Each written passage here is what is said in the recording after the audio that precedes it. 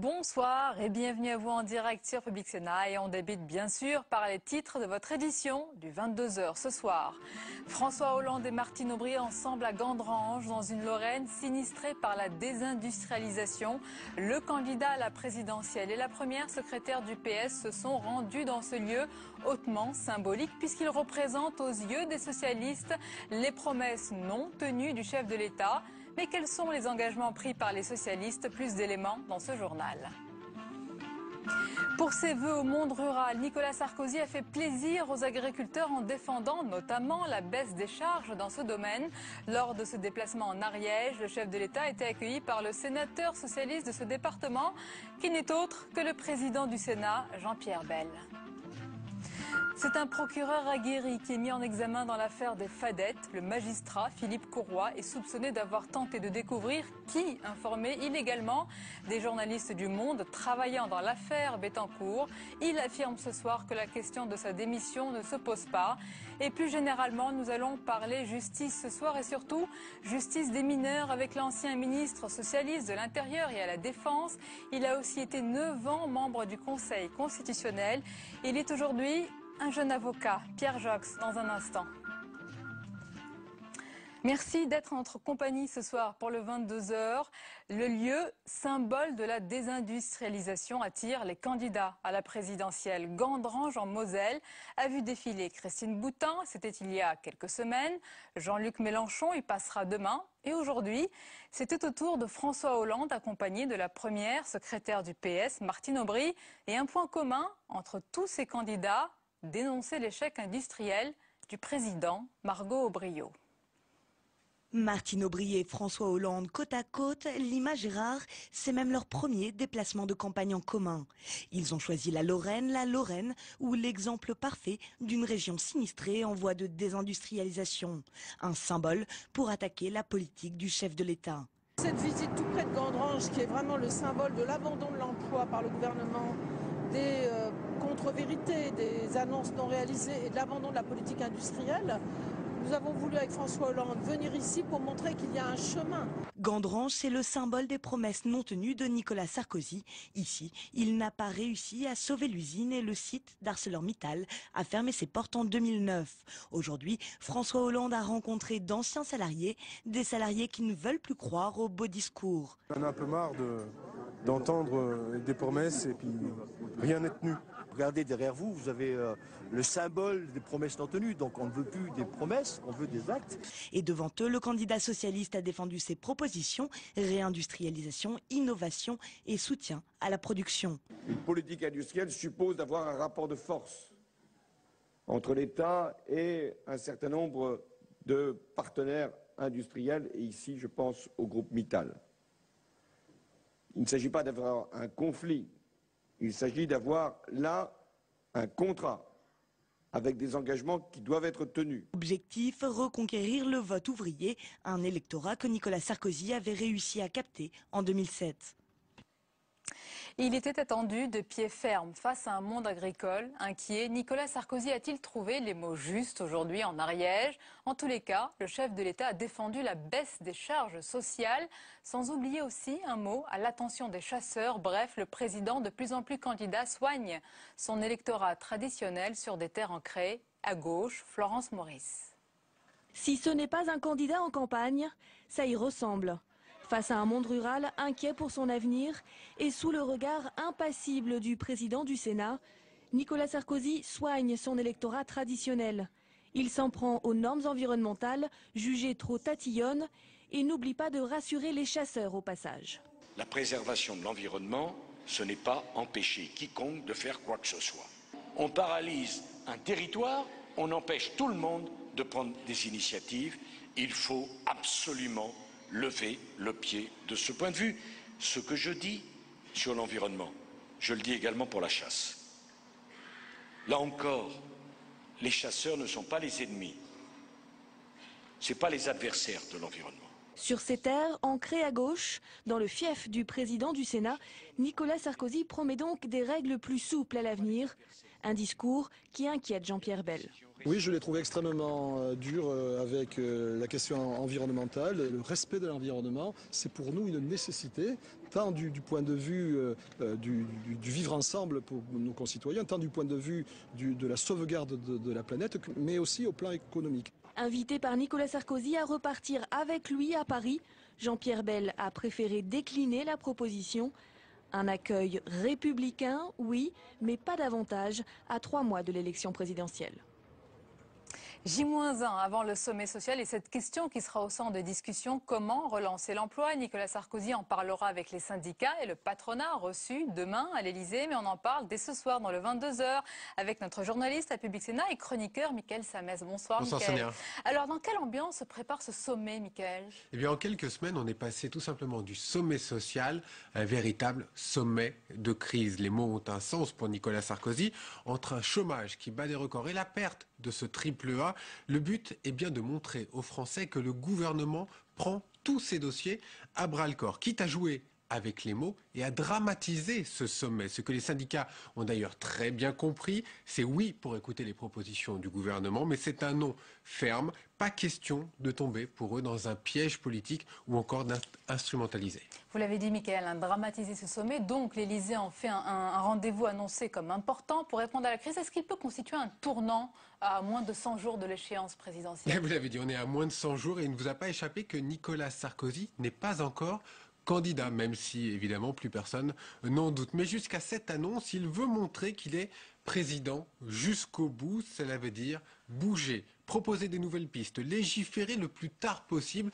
Bref, c'est ce qu'on appelle la stratégie du risque-tout. La montée des sondages ne sera vraiment pas si simple. Depuis quelques mois, les hommes du président nous vendent cette fameuse histoire du capitaine dans la tempête. Et le moins que l'on puisse dire, c'est que ce slogan a pris un petit peu de plomb dans l'aile depuis cette affaire du triple A dont on a entendu parler pendant tout le week-end.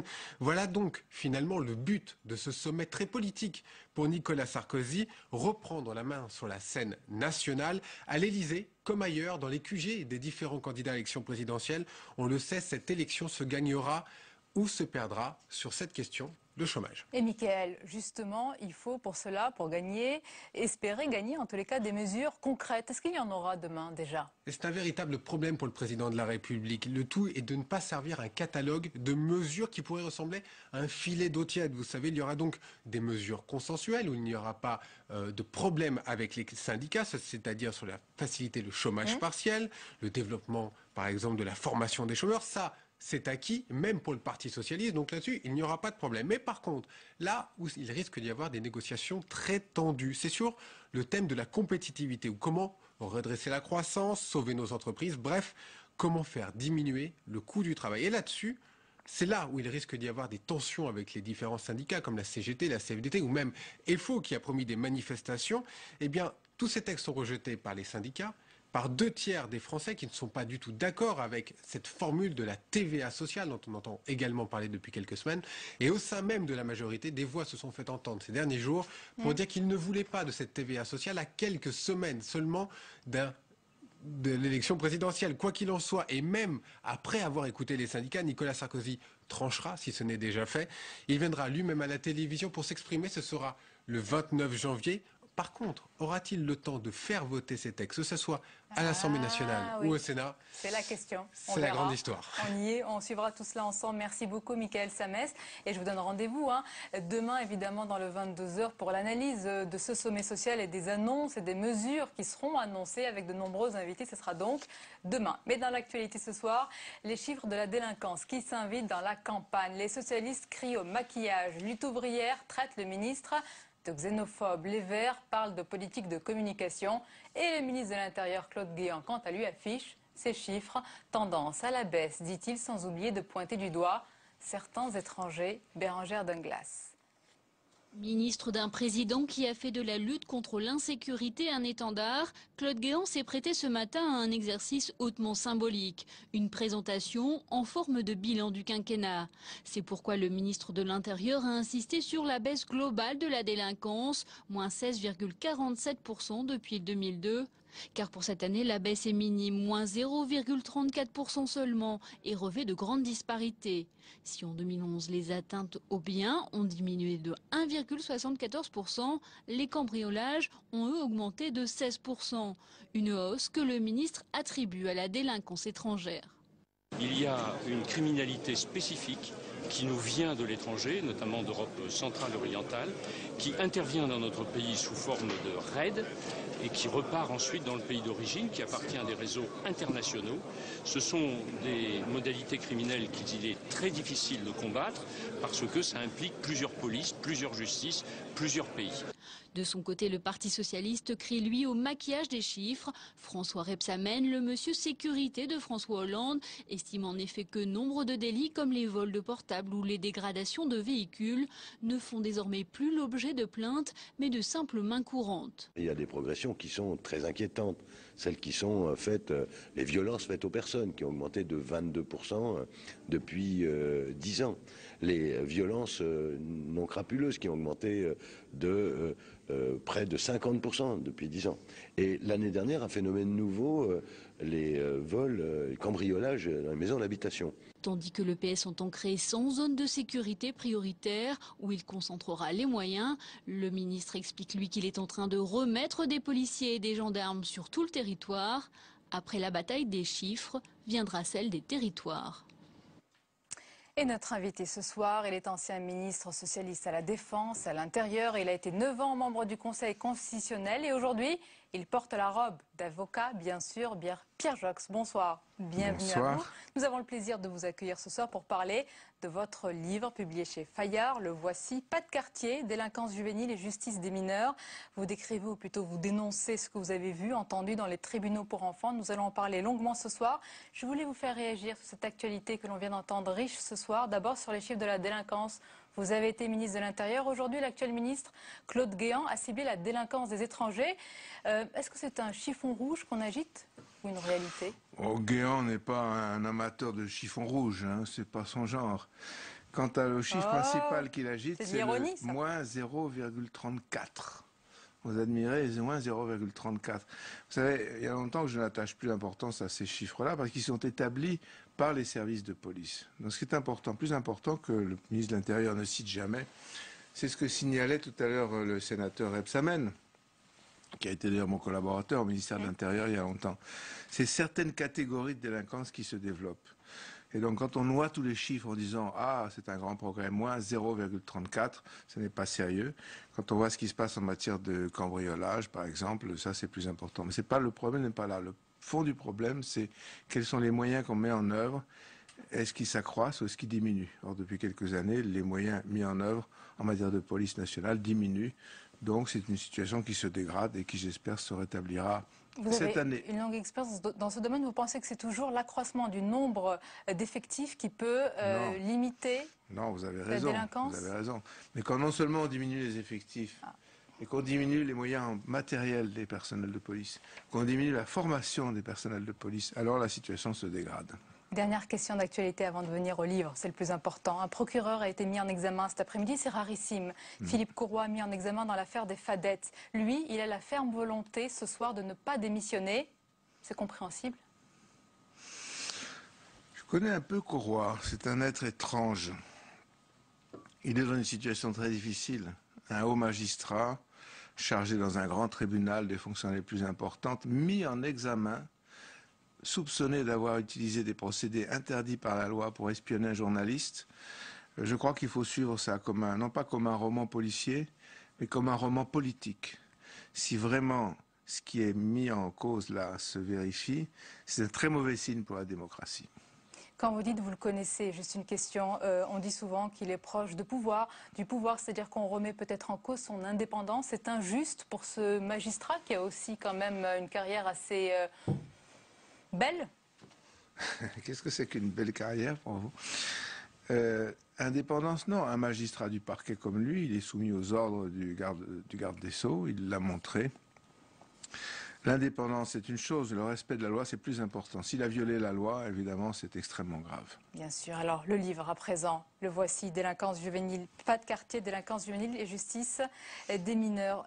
C'est un coup de gueule contre le démantèlement de l'ordonnance gaulliste de 45, contre la démagogie de l'actuel président. Vous n'épargnez pas aussi certains socialistes. À partir de quel moment, Pierre Joxe, il y a eu, selon vous, une entreprise de démolition de cette justice des mineurs? Justement, pendant que j'étais au Conseil constitutionnel, je reconnais que comme beaucoup de Français, je ne connaissais pas bien cette justice. Et vous-même, les journalistes, vous ne pouvez pas la connaître beaucoup puisque... Et pour cause. C'est pas ouvert. Oui, c'est pas ouvert. Voilà, c'est ce qu'on appelle la publicité restreinte. C'est bien, ça protège les enfants, les adolescents. C'est moins bien. L'inconvénient, c'est qu'on ne connaît pas cette justice. Il y a des chroniques judiciaires dans les journaux, dans le Figaro, dans le Sud-Ouest, dans la Dépêche, dans Libération, dans le Canard enchaîné, et il n'y en a pas sur la justice des mineurs. Au Conseil constitutionnel, la loi Perben 1 en 2002, la loi Perben 2 en 2004, et pendant toutes les années que j'ai passées au Conseil constitutionnel, chaque année, au moins une loi, parfois deux, portait atteinte à cette ordonnance de 45, qui est une ordonnance, donc une sorte de loi, qui a été promulguée par De Gaulle en 45. La France n'était pas libérée, la guerre n'était pas finie, et qui affirme dans ce texte, et De Gaulle l'a signé, que un enfant n'est pas un adulte, qu'on ne doit pas le juger comme un adulte, et la justice des mineurs à la française, telle qu'elle existe depuis longtemps et qu'on essaie de la préserver, cherche d'abord à faire sortir l'enfant de la délinquance, et pas à le mettre en prison.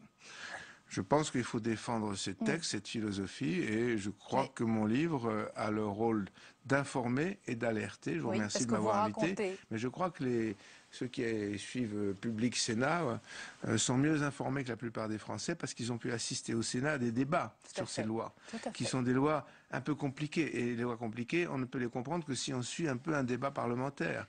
Et vous avez pu voir, je sais que vous l'avez vu parce que je vous regarde souvent, vous avez pu donner à voir ce que c'est que ce débat. On dit, mais alors, quel est l'intérêt de la société? Quel est l'intérêt de l'enfant? Quelle confiance faut-il faire aux éducateurs? Quelle confiance faut-il faire aux jeunes? Est-ce qu'il va s'en sortir? C'est ça le problème de la justice des mineurs. On n'y répond pas comme le gouvernement actuel vient de le faire en annonçant un plan de 30 000 places de prison. C'est ce soir justement, j'allais vous en parler, l'Assemblée nationale qui vote donc ce projet de loi sur l'exécution des peines, donc plus de 20 000 places de prison d'ici à 5 ans, des mesures contre la récidive et la délinquance des mineurs. Un projet de loi, vous vous en souvenez, Pierre Joxe, qui a été examiné en urgence et décidé après le meurtre et le viol d'Agnès par un élève de son établissement. Bien sûr, la prison pour les adolescents, c'est sûrement la pire des solutions, mais est-ce qu'il y a le choix parfois? La prison n'est pas exclue par l'ordonnance de 1945. Mais la philosophie qui semble se développer à droite en France, qui triomphe aux États-Unis, même en Grande-Bretagne, c'est que c'est la prison la solution. On les élimine, ceux qui nous gênent, ceux qui nous font peur, ceux qui nous inquiètent. Ces jeunes sont inquiétants, on les met en prison. Il y a une toute autre philosophie. Ces jeunes, ils sont là. C'est nos enfants, c'est les enfants de nos voisins. Il faut essayer de les remettre dans le droit chemin. L'intérêt de la société n'est pas de les envoyer en prison, qui est l'école du délit et du crime, c'est de les prendre en main. Ça suppose des moyens, pas seulement des juges, des éducateurs. Ça suppose de former les policiers pour qu'ils jouent ce rôle de la police de proximité. Je crois que c'est un grand débat politique qui aura lieu dans les mois qui viennent. Et les mois qui viennent, ça passe très vite. On est à moins de 100 jours de la présidentielle. Est-ce que vous pensez que ce débat, il est installé là dans la campagne? Vous voyez que les candidats, y compris à gauche, François Hollande en parle suffisamment? C'est un débat important qui concerne nos enfants, vous l'avez dit. Oui, le programme que Martine Aubry avait élaboré et que François Hollande a adopté et développe tient compte de cette dimension. Pas seulement de cette dimension. Il n'y a pas que le problème de la justice des mineurs qui est posé. Il y a le problème de la justice en général. Je m'intéresse de plus en plus au Conseil des prud'hommes, la justice sociale. Je constate que pour beaucoup de gens, le service public de la justice est paralysé par manque de moyens. Donc je crois que ce sera un débat dans la campagne. Bon, vous n'êtes pas, évidemment, c'est un constat sévère sur les tribunaux ici en France et les tribunaux pour enfants. Mais comment ça se passe?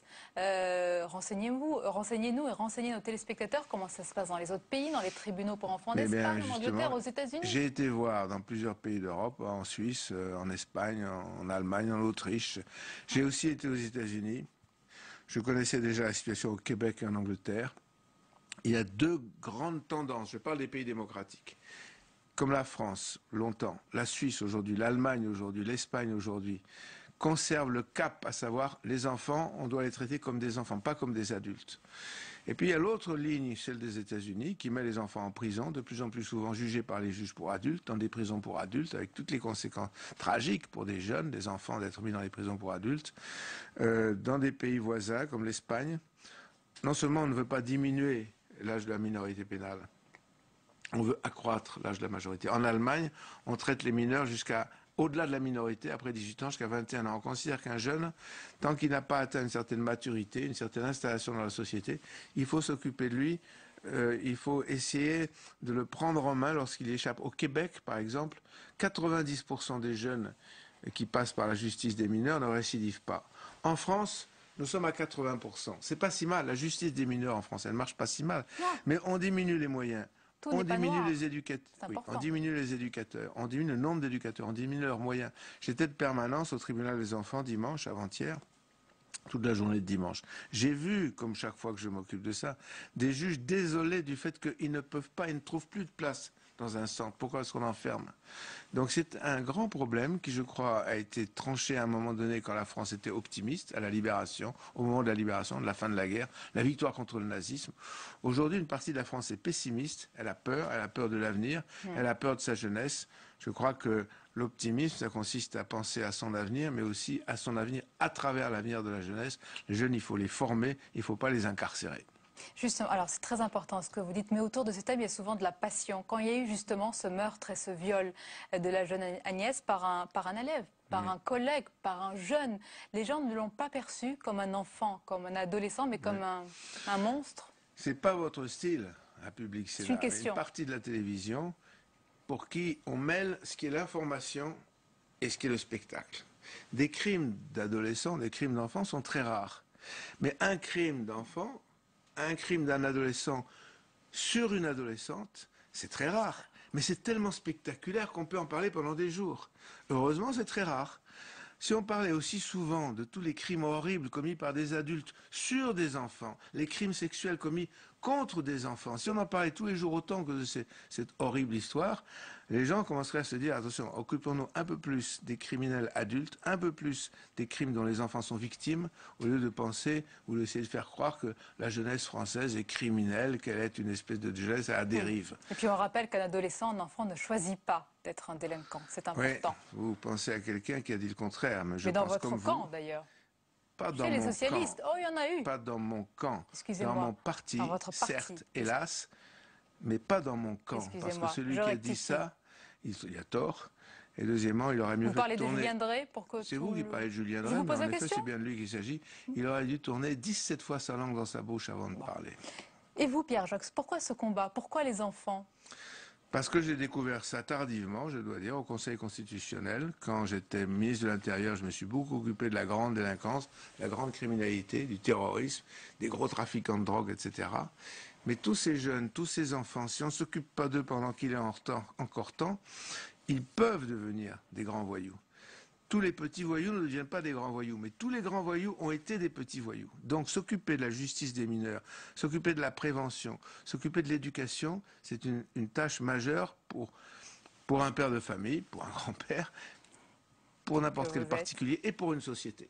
Et voilà pourquoi ce livre est là, pour informer, pour alerter, je suppose, le public et les responsables. Une dernière question rapidement. Est-ce que vous vous souvenez de la dernière fois que j'ai eu le plaisir de vous recevoir sur ce plateau? C'était en janvier 2011. Je vous avais demandé si vous étiez optimiste quant aux chances du Sénat de basculer à gauche. Vous m'avez dit un oui. Très optimiste et très ferme. Vous avez vu juste quel rôle, selon vous, en un mot, doit jouer le Sénat à gauche désormais? D'abord, c'est un événement historique parce que le Sénat, on pensait constitutionnellement, ne pouvait pas d'alternance. Comme la gauche a conquis presque toutes les régions, un très grand nombre de départements, presque toutes les grandes villes, et qu'en plus, il y a un certain nombre de personnages sympathiques. Vous avez parlé de Rebsamen, votre président Bell, etc. Le Sénat, c'est pas seulement que le Sénat virait à gauche, c'est qu'une partie de l'opinion française s'est propulsée des élections locales vers la grande élection nationale qui est celle du Sénat. Et tout d'un coup, le Sénat offre le visage d'une France à gauche, de façon d'ailleurs, comment dire... Ah, ça y est, vous me faites un pronostic pour 2012. Non, de façon méthodique, parce que moi j'ai toujours aimé le Sénat quand j'étais ministre. Au Sénat, on travaille plus lentement, mais plus profondément.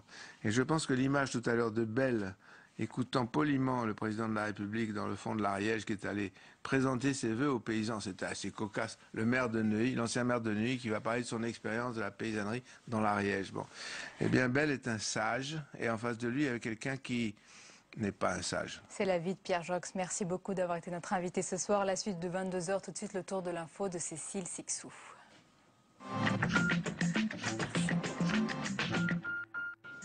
La démocratie doit être respectée, c'est l'avertissement qu'envoie Bruxelles aujourd'hui à la Hongrie.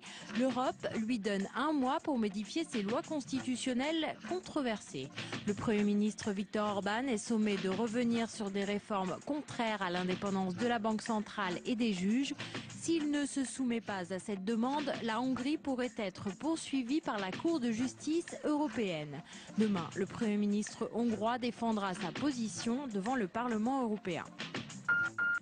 Anne Lauvergeon contre-attaque et met directement en cause le chef de l'État.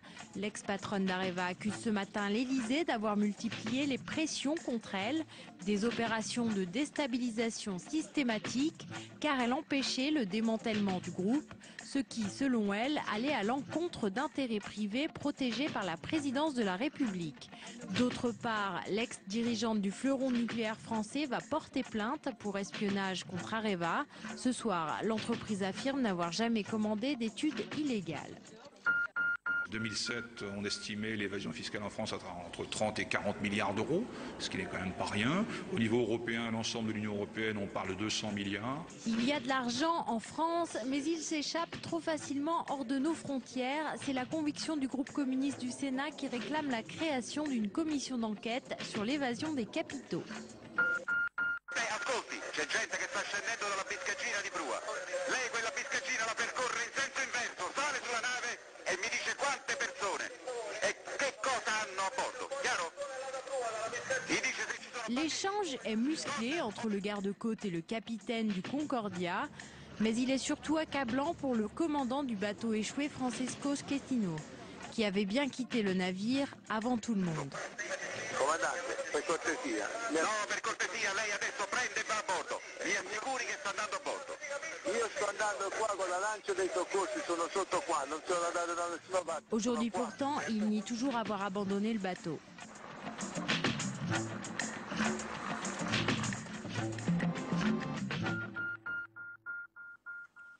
Et nous allons analyser à présent et vous présenter le baromètre IFOP fiducial pour Public Sénat, Europe 1 et Paris Match. Nous le ferons d'ailleurs régulièrement dans le 22 h tous les 15 jours jusqu'au jour J de la présidentielle. Et ce soir, on en parle. On est ravis de l'accueillir. Le directeur du département opinion de l'IFOP, Frédéric Dabi. Bonsoir. Bonsoir Sonia. Bienvenue à vous. Donc je le disais, baromètre IFOP fiducial. Déjà, qu'est-ce qu'on apprend sur les principaux favoris, les principaux candidats? On a un rapport de force qui reste très favorable à la gauche. François Hollande fait la course en tête, 28% d'intention de vote. Ce qui est intéressant par rapport à ce qu'on voyait pour Ségolène Royal, qui dès le mois de janvier 2007 donnait des signes d'essoufflement, c'est que François Hollande est fort dans la plupart des différentes catégories. Pour autant, on est frappé par une incertitude sur l'ordre d'arrivée à 100 jours de l'élection présidentielle. Dans l'enquête IFOP fiduciale, elle a été faite à 100 jours, où on n'a que 8 points d'écart entre le premier François Hollande au premier tour et la troisième Marine Le Pen. On n'est pas du tout sur la configuration de 2007 où il y avait un écart très fort entre Nicolas Sarkozy à son époque et François Bayrou qui était à 20 points derrière lui. Donc on a un ordre d'arrivée qui est toujours incertain et surtout, ce qui est assez flagrant et ce qui est inédit sur la 5e République, s'agissant d'un président sortant, on a un écart très faible entre Nicolas Sarkozy qui atteint 24% et Marine Le Pen 20%. Et on a deux mouvements différents dans cette enquête IFOP fiduciale. D'un côté, on a Nicolas Sarkozy qui quand même réussit à remobiliser son socle électoral, les personnes âgées, les artisans et les commerçants. Et de l'autre, on a la France du travail, celle qui avait été séduite en 2007 par Nicolas Sarkozy, les ouvriers, les employés, où Nicolas Sarkozy, auprès de ces catégories, auprès des 35-49 ans, auprès des salariés qui sont inquiets des conséquences de la crise, inquiets de la perte du triple A, on a Nicolas Sarkozy qui est distancé et par François Hollande et par Marine Le Pen. Le fait un peu nouveau, c'est cet attrait du vote Marine Le Pen, 20%. À la même époque, il y a 5 ans, Jean-Marie Le Pen ne faisait que 11%, 20% pour Marine Le Pen qui fait des scores encore plus forts dans la France du travail. C'est ce qui explique cette incertitude à 100 jours du premier tour sur l'ordre d'arrivée. Avantage malgré tout à la gauche, anti-sarkozysme dominant, mais quand même malgré tout, malgré un second tour très favorable à François Hollande qui bénéficie de bons reports de voix, un doute sur la crédibilité de François Hollande. Fera-t-il l'affaire? Il bénéficie pour l'instant plus d'un anti-sarkozysme dominant. Donc tout est à voir et dans les prochains peut-être baromètres, il va y avoir des changements. Frédéric, donc c'est tous les 15 jours. Tous les 15 jours avec IFOP, Fiducial et Public Sénat, Paris Match et Europe 1. Nous avons aussi des questions sur les indécis. Ça sera une des clés du scrutin. Dans cette enquête, on a 44% des Français qui nous disent « j'ai émis une intention de vote, je peux encore changer d'avis ». Ce qui est assez intéressant, c'est que tous les électorats sont touchés, y compris celui de Marine Le Pen. Un tiers de ces électeurs pourraient changer d'avis. Elle peut monter, mais elle peut aussi redescendre en faveur de Nicolas Sarkozy. Et puis on a un vote Bayrou en embuscade et qui pourrait peut-être refaire son coup de 2007, même si les conditions sont plus difficiles qu'en 2007. Avec nous, Frédéric Dabi, merci pour commenter le prochain baromètre. Merci avec plus de temps la prochaine fois, je vous le promets. La fin de ce journal, tout de suite, restez avec nous. Preuve par 3 invités, Jean-Louis Borloo, et rendez-vous ensemble demain avec plaisir.